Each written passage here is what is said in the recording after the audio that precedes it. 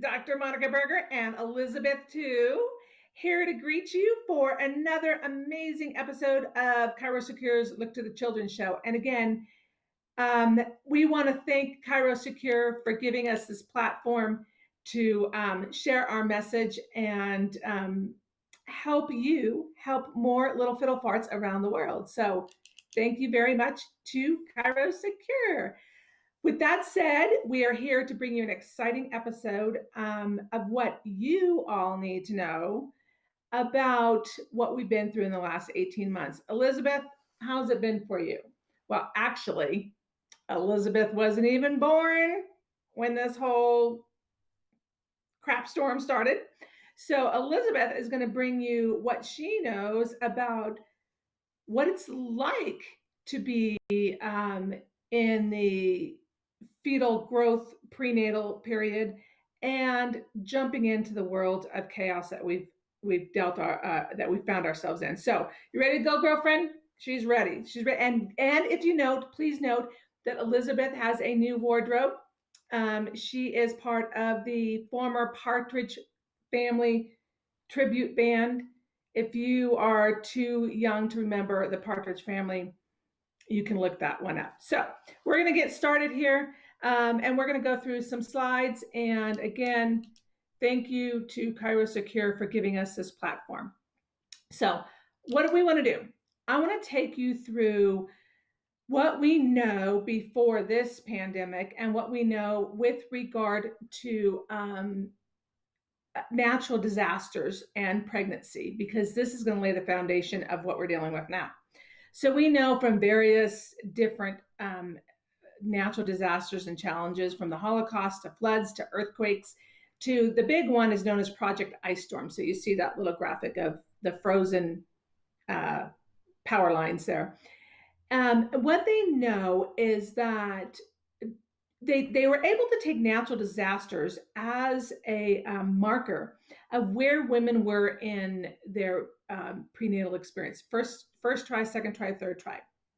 What they've consistently found is those that in the second and third trimester, the offspring of those women pregnant during that time had more predispositions to depression, anxiety, PTSD, cognitive delays.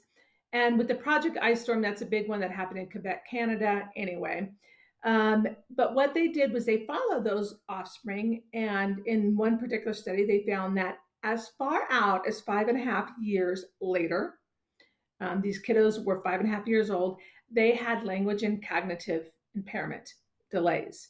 So we're going to take this as a basis and lead into what we're seeing now in the research with the pandemic that we've all been experiencing. So early on in the pandemic, they looked at moms and their stress predictors, their stress scores. Now, this was back in June of, the years are all running together, 2020. Okay, so just early on in the pandemic. And what they found that moms pre-pandemic time were reporting about a 29% anxiety level. Okay, basically 29% of pregnant mamas had reported clinically associated anxiety, whereas this is in June, which those numbers are expectantly have gone up, because the longer something's going on, the more trapped in our brain and our limbic system we get. So post-pandemic here was 72% of pregnant women reported levels of anxiety, clinically supported levels of anxiety. And 65%-ish reported decrease in exercise levels. Now hold on to that thought for a minute as we go through the rest of this informational presentation. So depression, anxiety, definitely elevated in everybody. But why is it of significant importance in pregnant women? It's because what's the long-term implications on the offspring. And that's really why we're here today. So let's, another more recent paper came out with regards to the pandemic and mother-infant bonding and breastfeeding and PTSD. Much higher reports of childbirth PTSD. That's what you'll see in the upper pink little circle right there. That stands for childbirth PTSD. This has been due to mostly to the unknown of pregnant women. Are they going to be able to deliver with a birth partner? The biggest thing that they reported with regards to PTSD in the childbirth experience during the pandemic has been failure of communication with their care providers. So the care providers during their pre-birth experience, not knowing what they were going to be allowed to do and not to do, and during their birth experience, was the number one thing reported with childbirth PTSD. But what we're seeing is there's decreased mom-baby-infant bonding, short-term and long-term. And this is going to play out with what we're finding in regards to neurodevelopmental consequences long-term on the offspring, just like what was reported in those past natural disasters and in that research paper on that Project Ice Storm. So, and then we know breastfeeding can lead to a number of immune consequences on the offspring. So let's keep this in mind as we move forward and lay this all out for you, what we're finding now. In a recent paper, and I think one of their summary statements is what hit me so profoundly, where they state that the COVID-19 pandemic has fundamentally altered children's health landscape, the landscape of children's health overall. This is huge. The landscape for pregnant moms, for individuals, for children, because we're living in a totally different economic, psychosocial, educational environment, an entirely different environment as a whole. When you look at psychosocial stressors, essentially what those are, they're everyday stressors that everybody experiences. Okay, they're stressors that we all have. But during pregnancy, there's additional stressors that parents-to-be have. And these stressors are laying the foundation, they're imprinting on the offspring's brain. So we have a couple studies coming out in relation just to this pandemic that we've been dealing with. And in this particular paper, they looked at a little over almost 300 children that were born before January of 2019. So their prenatal experiences, their prenatal time, and their first postnatal year was pre-pandemic. Versus the other group, about 118 little fiddle farts, that had at least one trimester in the pandemic era. And in this case, it happened to be the third trimester, and 1 year postnatally during the pandemic crisis. Now, why is this important that this particular group happened to be prenatally in that third trimester of development, of fetal development? Because we have found that second and third trimester is when pregnant mamas are under these stressors. Those 2 trimesters happen to play a profound role in long-term developmental consequences of the offspring. And for us as chiropractors, what is really incredibly important is to realize that the end of the second and into the third trimester is the developmental window of opportunity, the developmental time, the maturation of the autonomic nervous system. That is key for us to understand that that end of the second and third trimester is when the autonomic nervous system is maturing, i.e., vagal tone is coming on board. The parasympathetic arm of autonomic regulation is maturing. So, key takeaway is stressors that happen during that time fundamentally lie down the maturation or dysmaturation of the offspring's autonomic nervous system. So, this paper goes on, and what it tells us, not to any surprise, is that these children were more susceptible to having verbal, motor, and cognitive impairment. So we'll look at the next slide where we have this laid out. Is the group that was pregnant and then spent their first life postnatally during this pandemic time showed a significantly reduced verbal, motor, and overall cognitive performance. This was unassociated with actually having COVID, with mom, dad, any baby having COVID.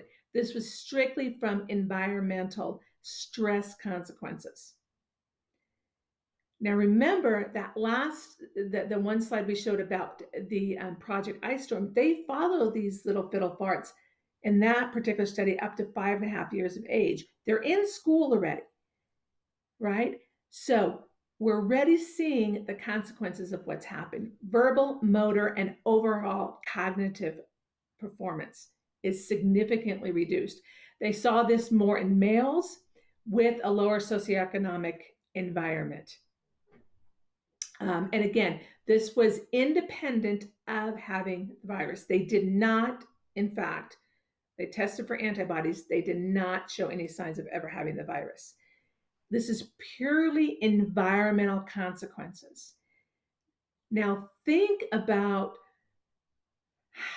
the longer the stressor goes on, the more substantial numbers we're going to see presenting to our offices with these developmental consequences. So I want to give you some things that you want to look for to help the train before it derails. Okay, how can we intervene as early as possible?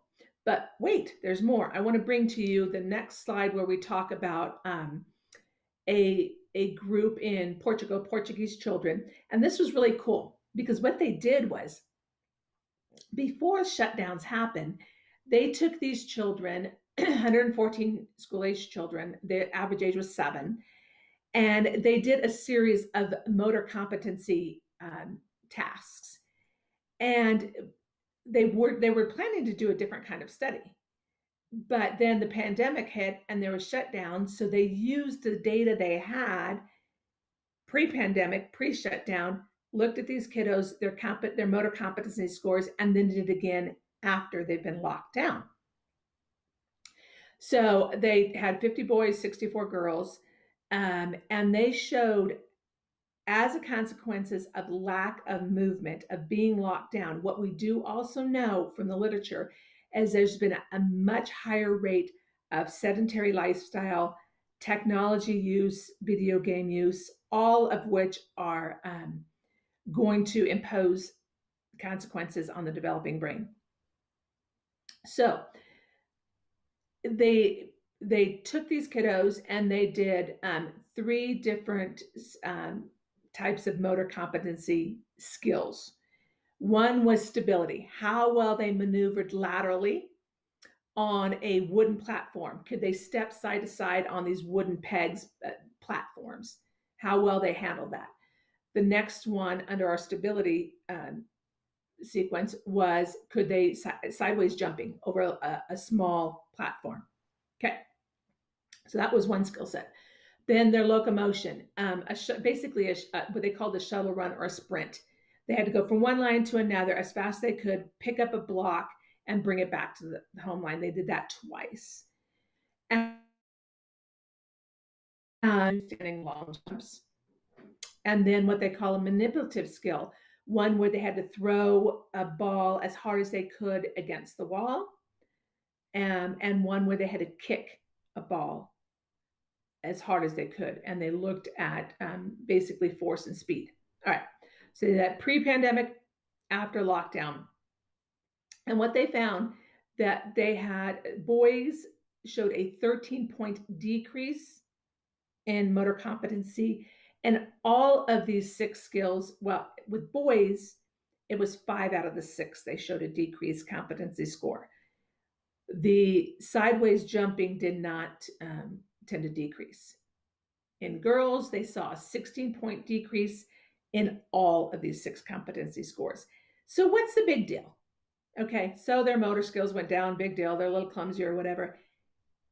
Decreased motor competency means decreased brain function.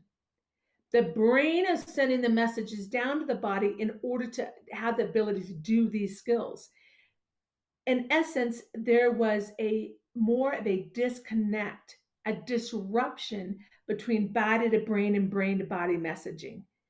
And that showed up in these competency scores. So, decreased motor ability basically equals decreased brain ability, brain processing. All right. So what do we want to look at? Let's take some things and let's think this through a little bit. So we'll look at the next slide and think it through a little bit. Motor wise, you see in the middle, the motor ability for us to perform a motor task is really associated with prenatal stress and neuromuscular development. Gross motor, core trunk, that's why I have this little picture of the tree right here. The tree trunk, we mature from a neuromuscular standpoint from medial to lateral. We have to have good core gross control before we get fine motor control. So the tree trunk has to mature and be stable before the leaves and the branches can be healthy. And this is going to be associated with prenatal stressors. If we have good motor input, we have good brain food, essentially, being brought to the cerebellum and the prefrontal cortex. Cool beans. I'm getting good motor ability that's feeding food or information into my cerebellum and prefrontal cortex, and those areas are responsible for cognition. So it stands to reason that if mom is under a lot of stress during pregnancy and it alters the course of motor development, neuromuscular development, cognition down the road is going to be affected like we're seeing. Now, the other thing is we have to have this gross motor, the tree trunk maturing and fed information and stimulated before fine motor can come on board. And that would be our verbal arm here.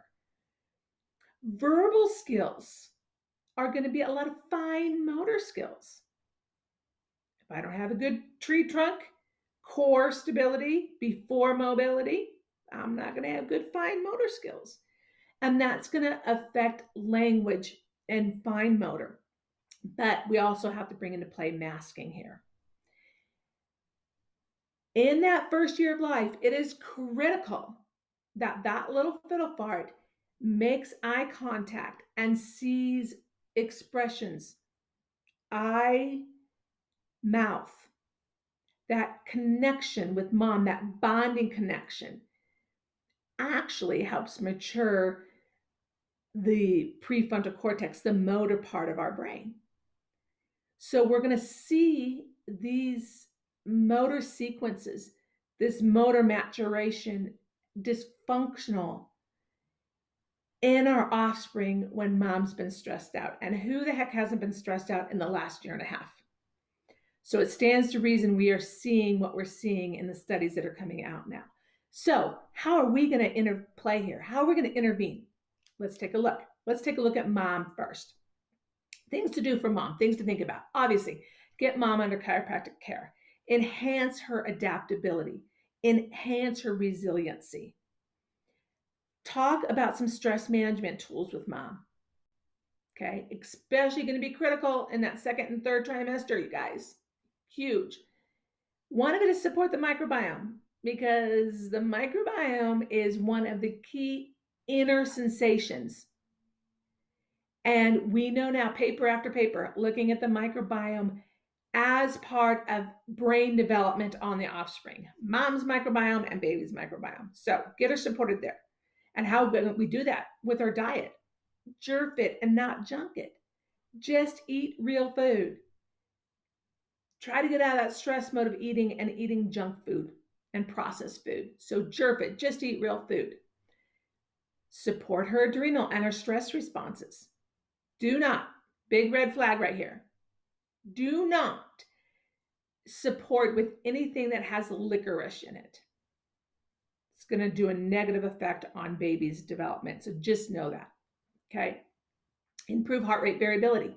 How can we do that? Well, getting her adjusted, we think helps decrease that stress load, but also exercise. We showed you that one slide showed about a report of decrease in exercise in the early phase of the pandemic.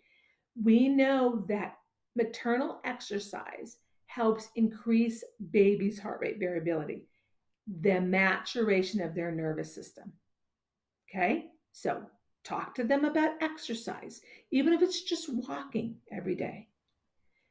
Exercise like yoga, Pilates, meditation, that's going to bring on board calm and a balance of the autonomic nervous system. Calm in mom equals calm in baby equals a more matured nervous system in baby. So some very basic things to do for mom. But now let's look at things to do with baby. What do we want to look for when baby comes in? Of course, chiropractic care. Same thing. Enhance their neuroadaptability. Okay. We're going to look in a minute at some what I call brain building and bonding things. Okay. And I'll show you some pictures of those. You guys, we've got to look at that microbiome. These babies are being born stressed out. They're more colicky, more irritated. They're not pooping. All right. Look at supporting, even if it was a vaginal birth. Most microbiomes are in the tank right now. Stress equals a shutdown microbiome. Period. End of story. Can't be in a rest and digest and stress state. So stress equals a shutdown microbiome. We need to look at supporting that. Tons of evidence and research as far as good probiotics, a multi-strain probiotics to help support brain development in the baby. And enhance their environmental exposure. Their environmental exposure to what? We'll take a look here in a minute. Basically, enhance their sensory environment.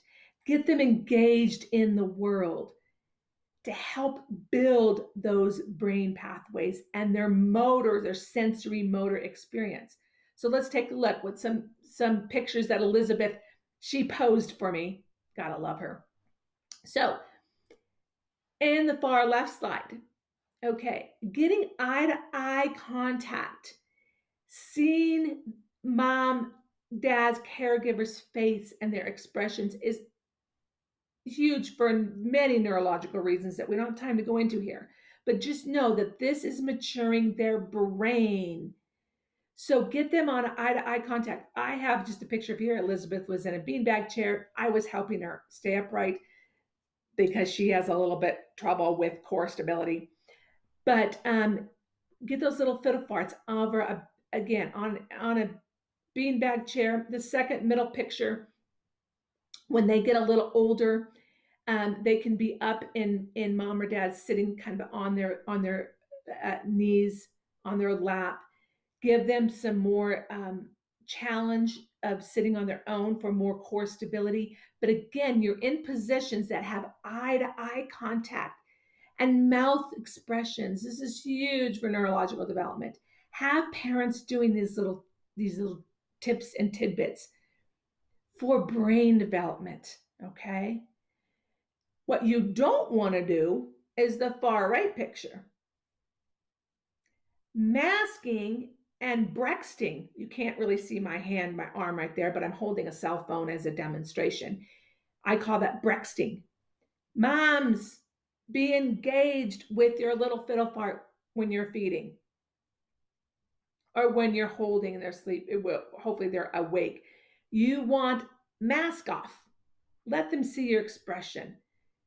Be engaged with them. Don't be on the phone watching TV or brexting, texting on the phone. Be one-to-one and bond with the child. Bonding is brain building. It is setting up the executive functioning part of the brain for cognition, that prefrontal cortex for the life of that child.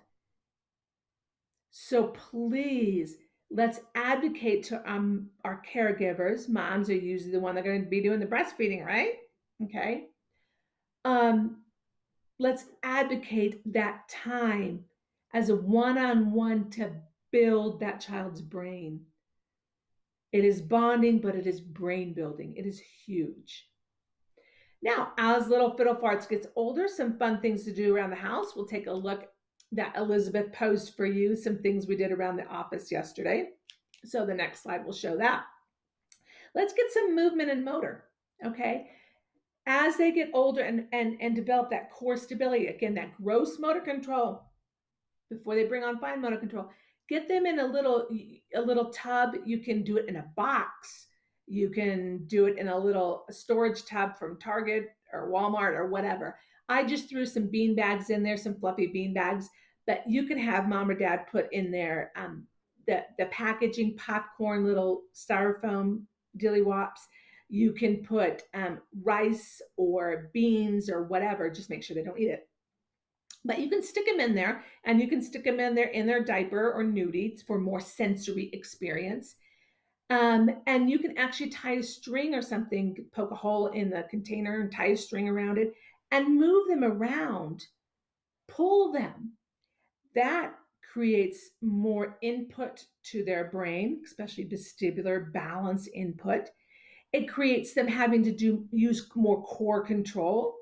All right, so more motor control with movement. It gives them a sensory experience, and it's fun. All right, so that's a cool thing. Cheap, easy, easy way to engage them in their environment. This other picture is Elizabeth on a snow sledding disc. Again, you can fill that disc with different sensory toys or whatever. I put a little a folded weighted up blanket just so we could show how Elizabeth can come up into tummy time there. You can poke a hole in that, tie a string around it, and lead them around the house as well. Older kiddos in the family can do this with younger siblings. Create this experience. You're getting sensory input into the brain. You're getting motor control challenges. You're getting tummy time in creative ways. You're getting a social engagement experience. Again, these are things we can easily give as activities for parents to do in the office to enhance their sensory experience, to enhance their motor development.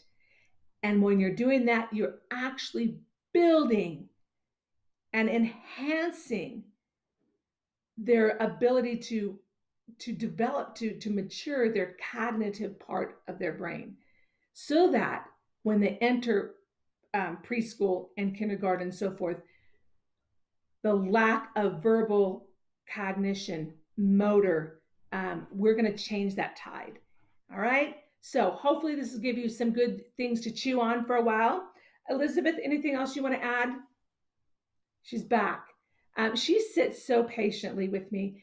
Again, both of us want to thank you for joining us. Thank you, ChiroSecure, for giving us this platform.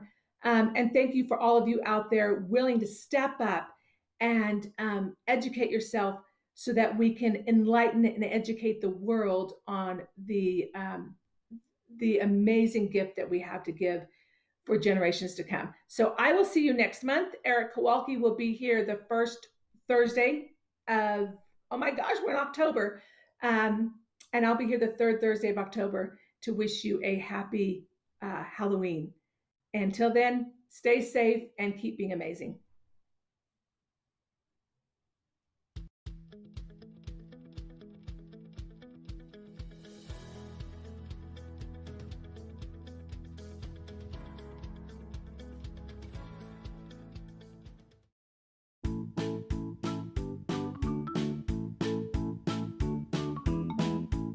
Today's pediatric show, Look to the Children, was brought to you by ChiroSecure.